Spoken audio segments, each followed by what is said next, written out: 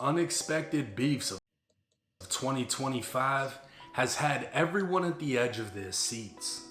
Man, Shocked me would at be the the edge of my word best seat. to describe seeing former drug trafficker slash street legend Big Meech next to former corrections officer slash rapper Rick Bro, Ross. the fact Ross the would fact always that he's a fucking CEO is crazy to me. He was a give the CEO is facade insane. that he was some drug lord from Miami, even going as far as naming himself after a drug lord from Los Angeles.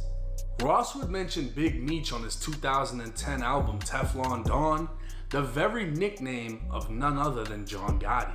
John Within the Gotti. song I got a BMF, cousin named John Ross Gotti. would rap, "I think I'm Big Meech, Larry Hoover." Whipping Ross would be work. boldly comparing himself Hallelujah. to Meech, who What we all nation? know ran BMF, God. the Black Mafia family. A drug trafficking money laundering organization founded in 1985 in southwest Detroit, prosecutors allege BMF made over $270 million over the course of its operation. A Los Angeles drug source with direct ties to Mexican cartels would be the entryway in which BMF established direct routes to Atlanta, where they flooded the southern states with kilos of cocaine. I But used to this hear about wasn't Big the Meech only when I was a person kid. Rick Ross felt he was like. He'd also name another street legend, Larry Hoover. Hoover is being held responsible for founding the Gangster Disciples in Chicago way back in the late 60s. A gang that's very much still active today, having spread to the East Coast and throughout the southern states. Larry Hoover is currently imprisoned at ADX Florence, the federal supermax prison home to terrorists, gangsters, and other major drug lords such as El Chapo. See, bro? Hoover is currently serving 6 life hold the fuck sentences, Damn! while Big Meech was just released from federal prison in October of 2024. Back in 2008, Meech was sentenced to 30 years, and in 2024, Meech would have his sentence reduced to 20 years. A judge would then grant a 32-month reduction off of the 20-year sentence. Serving over 16 years straight in federal prison, Big Meech would finally be released. What the fuck Rick Ross has in common with either of these men is unknown, as the only drugs he sold was in songs, and the only prison Ross was in was the South Florida Reception Center when he worked there. But even then, whether Meech wanted a link with Ross because of the 14-year-old song, or Ross had some money for Meech so Ross could continue role-playing like a drug lord, it had to be money, many bro. believe Meech's loyalty was due Should've elsewhere. been with 50. What's up, everybody? It's 1090 Damn, Jay I'm got a rocking with beard? y'all, What and the y'all fuck? rocking with me. And for this video, we're gonna be speaking on Big Meech versus 50 Cent I ain't got a and cut the either. Paperweight Party. When it comes to war, few are as relentless and unforgiving as 50 Cent. 50 been beefing with Ja Rule for like my whole life. I'm 20. I just turned 20 in September. 50 been beefing with 20. I mean, fuck. 50 been beefing with Ja Rule my whole life.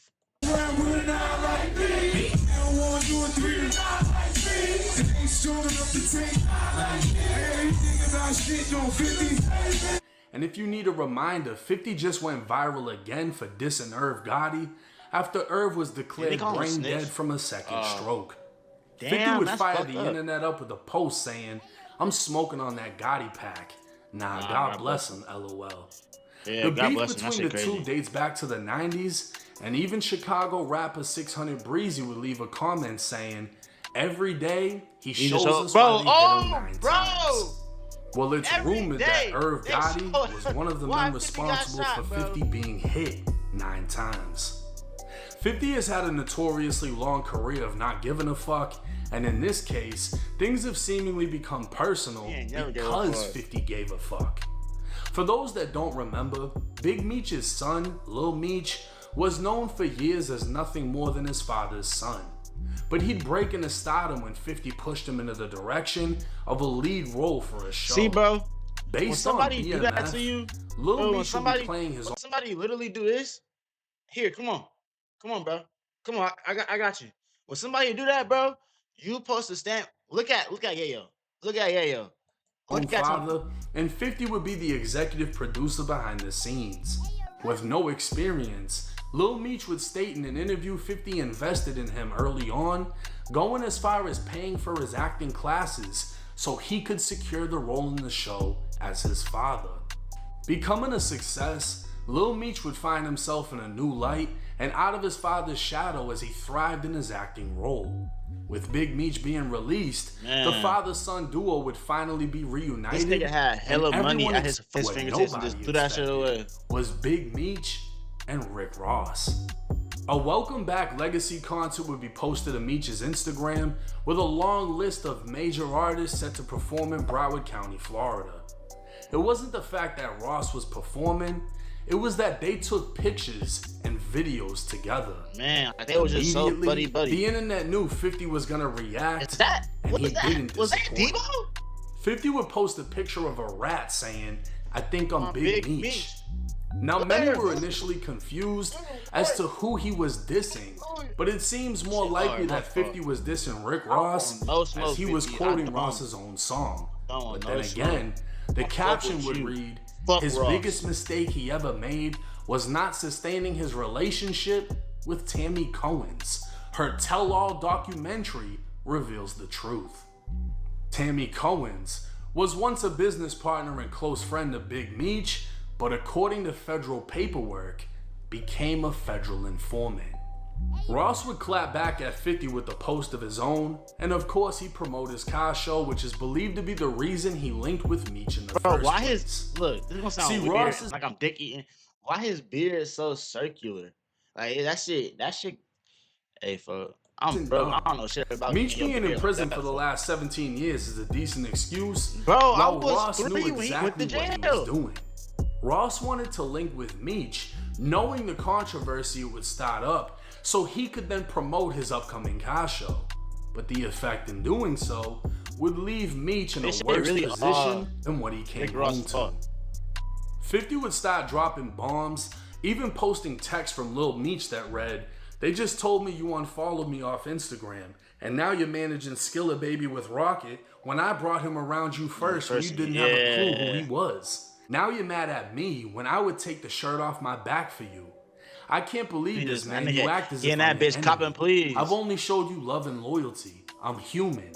I go through my own shit, but I never switched up on you. Fuck Ross. But he gave my dad some bread so he could afford to pay his bills until our next season starts. This internet shit is throwing me off, man. You know me in real life." 50 would reply with, "What next season?"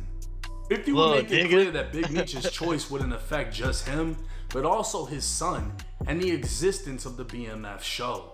After all, how could 50 continue a show based on a rat?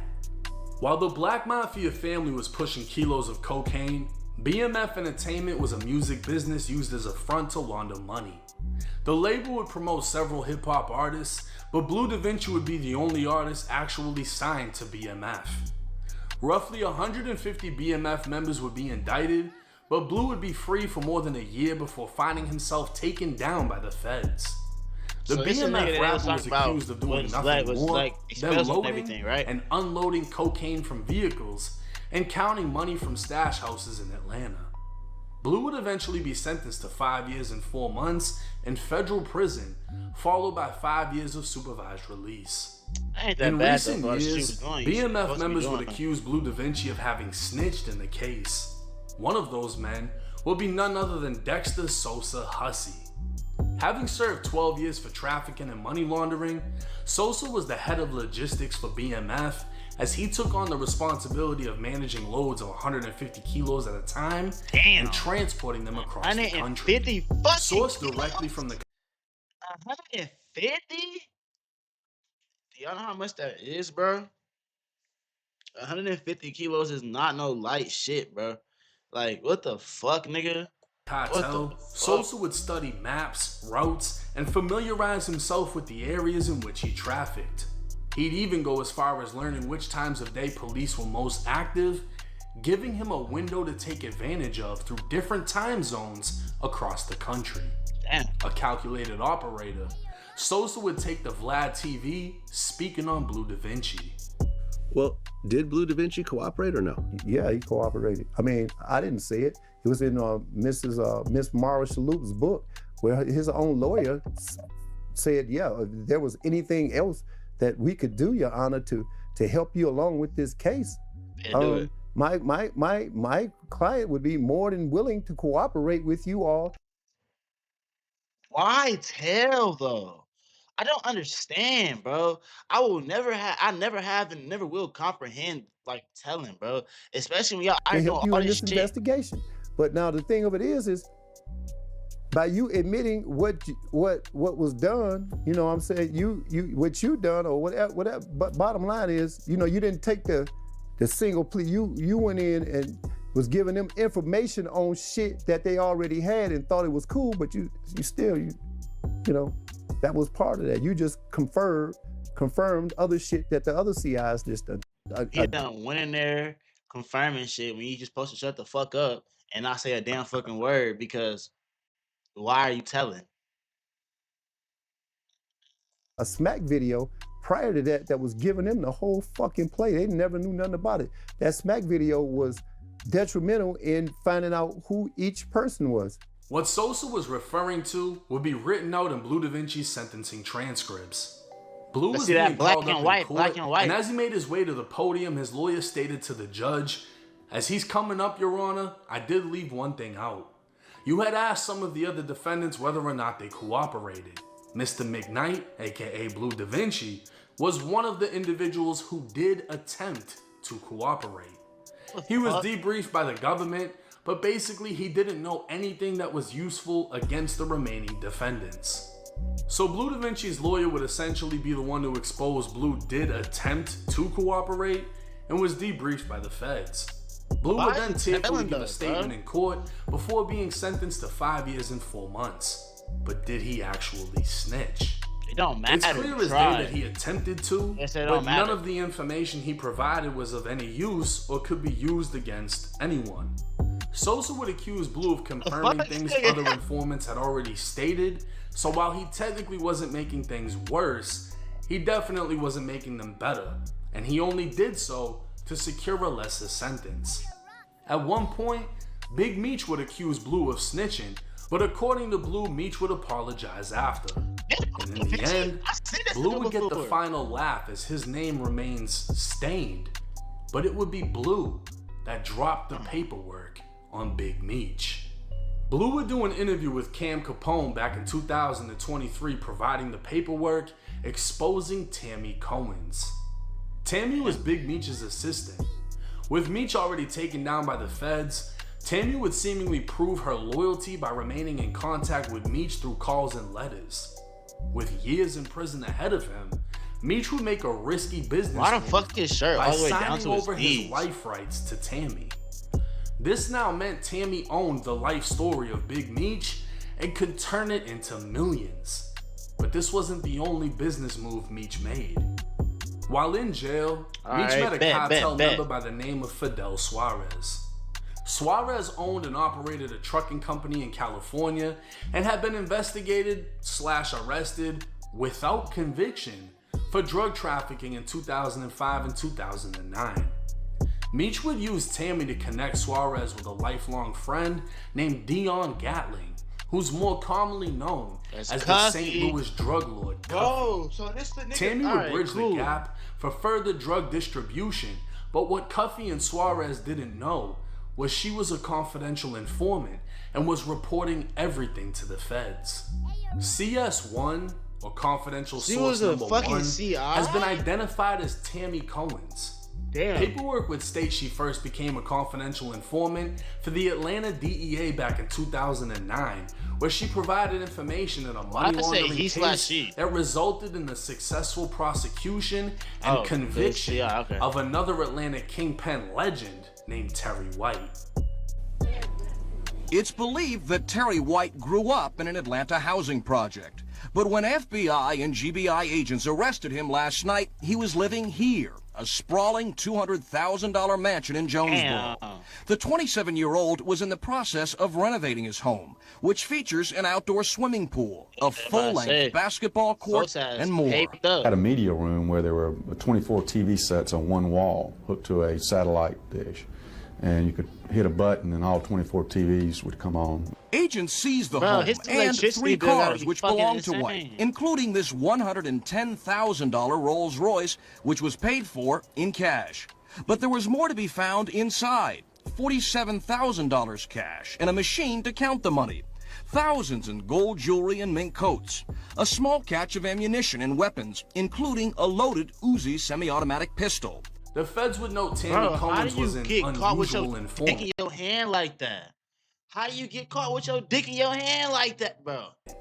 As she had no criminal record, was not a known drug user, did not appear motivated by money, and was not looking to get a reduced prison sentence or charges dismissed.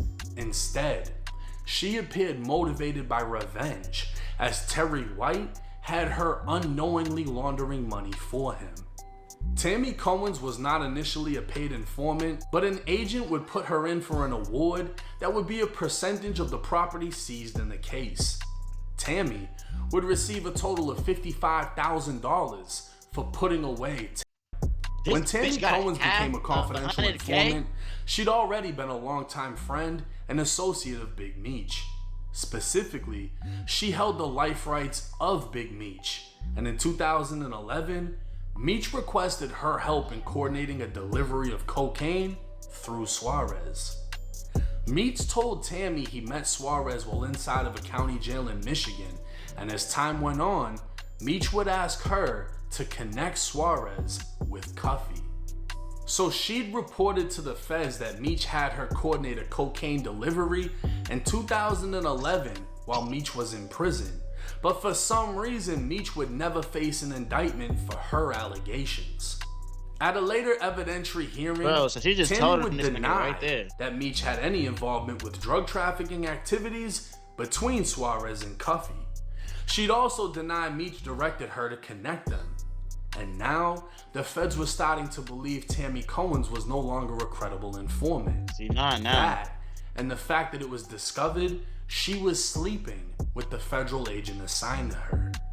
So what would make her start covering up for Meech? Wiretaps would reveal Cuffy's alleged involvement in the murders of 2 individuals cooperating with law enforcement, and along with Tammy providing information on him drug trafficking, Cuffy would be indicted in 2014. Cuffy's legal team would file motions that would leave Tammy Combs panicking. At this time, nobody knew she was an informant, and Tammy saw information within Cuffy's motion that she believed would allow people close to the case to identify her. The DEA agent controlling her would testify in court that she expressed concern over the motions and that she panicked and took several measures to try to protect herself. Apparently, Tammy drove several hours to Louisiana in an attempt to visit Big Meech in federal prison to explain her position and try to deflect any accusations. So essentially, she was seeking Meech's advice on how to handle being exposed as a confidential informant. It's believed she wasn't able to visit him, but when she did speak with him, Big Meech told Tammy he didn't want his name caught up in this mess. Nothing is said about Meech being shocked, surprised, or angry, and finding out his assistant, who he trusted with his life rights, was now working with the feds. He knew for a fact that he just didn't want his name being brought up, showing that he knew. To further protect herself and Meech, Tammy would state the wiretaps contained false information. She was now saying that Meech never connected Suarez to Cuffy, and that the DEA agent Tammy was having sex with was jealous of her relationship with Meech and was trying to frame him. The feds would quickly realize Tammy was no longer credible, and due to the fear of being exposed, she was now attempting to distance Big Meech from Suarez and Cuffy. In 2019, at the age of 53, Damn, Cuffy would be sentenced to 27 years in prison for drug trafficking and use of firearms in furtherance of drug trafficking, get out though, resulting in death. Fast forward to 2024, Camp Capone would have Blue Da Vinci back on, but this time, Blue had none other than Cuffy on the line so he could speak out for himself from prison. But I'm in here with a 27-year sentence based on Demetrius Flannery, as you all know as Big Meech, and Tammy Collins, known in the paperwork as CS1. So what Big Meech did was call a third-party cooperation. So Tammy Collins signed up to be a DEA informant to give Demetrius Flannery a time cut, plain and simple. Cuffy would start off strong, saying he's doing 27 years because of Meech, and claim Meech did what's called a third-party cooperation. Cuffy would claim Tammy Cohen's, who was already a DEA informant, cooperated against him for Big Meech's benefit. This would be backed by the paperwork that stated back in 2011, Tammy was tasked with targeting Hispanics involved in drug trafficking. She'd be spared from having to testify as they'd be sent back to Mexico. When asked if she gets something big, the DEA agent would interrupt her saying, "You'll get a lot of money." But instead, she asked to get Big Meech a time cut, to which the DEA agent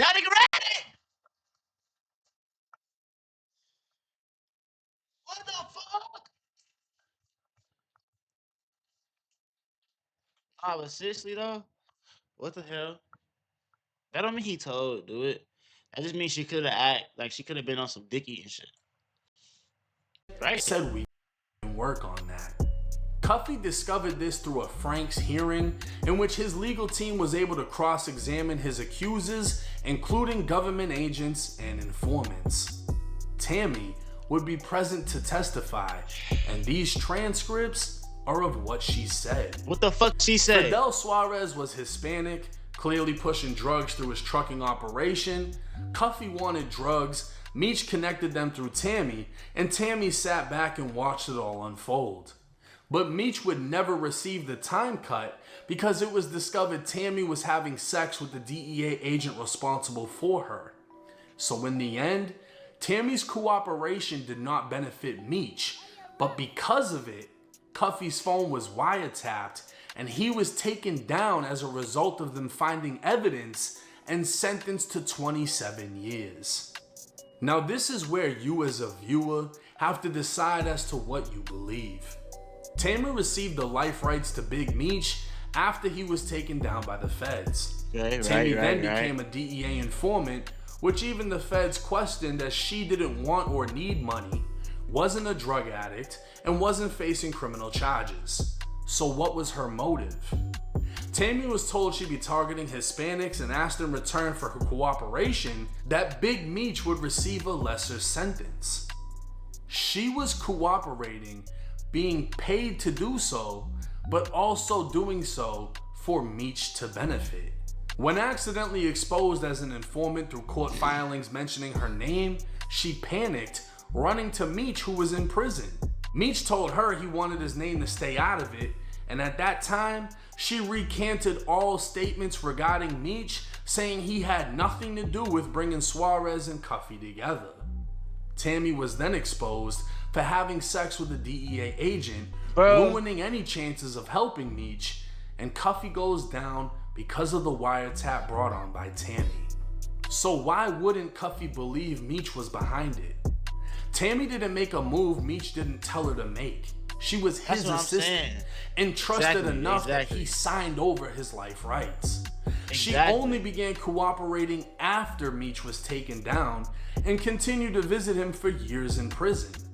They remained in contact long after she informed him she was exposed as an informant, and she even went on to become a co-producer for BMF, the TV series, along with executive producer 50 Cent. The show would premiere in 2021, 2 years after Cuffy was sentenced. 50, being a chess master, was now trolling Big Meech with the promise of a Tammy Cohen's documentary coming soon. Turns out, 50 would buy Big Meech's life rights from Tammy. So now 50 is in control with the power to essentially end the BMF series and expose Big Meech through the help of his former associate, Tammy Cohen's. Big Meech's Welcome Back concert would be canceled just before it started. He bought his fucking Lil life Meech would already be doing Instagram promos as his acting career just ended, and strings were seemingly being pulled as all of the aura that Big Meech once had was being swept away by 50 Cent. Oh, he just bought his fucking life rights? He just bought him a nigga. And let's be clear, only someone as influential as 50 Cent had the power to pull this off, as many had spoke on Big Meech's paperwork in the past, but it took a megastar to solidify it and spread it to the masses. 50 would continue to troll Meech, posting a GoFundMe stating Meech needs help paying his bills, and Lil Meech would post a picture to Instagram with Floyd Mayweather and Rick Ross saying real power. Of course, those comments would be turned off. Lil Meech made millions off the BMF series with 50 Cent to thank.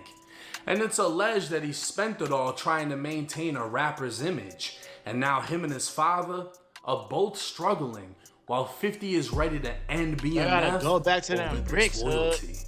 Why Meech would turn to Ross is unknown, but 50 is making him stand on it. And it's also unknown, but alleged, that Meech and Tammy had a fallout which placed her right into the hands of 50 Cent. This bitch getting passed around like a wood. There has yet to be a paper unsealed showing Big Meech 100% cooperated, but as some have said, he came home 15 years too early. That's what I'm saying. It would seem only Tammy Cohen's has the power to truly solidify Big Meech's legacy or destroy it completely, and that is 50 Cent's final bullet.